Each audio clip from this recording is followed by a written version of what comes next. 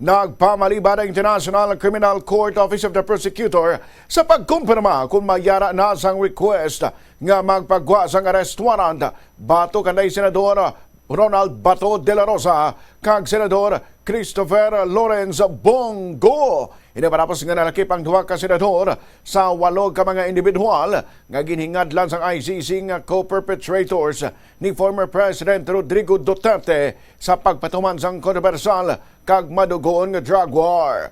Kasunod sang pagwa sang dokumento sang Sabado, nagpanawagan ang International Coalition for Human Rights in the Philippines sa ICC nga ipagwa na ang warrant of arrest batok sa co-perpetrators.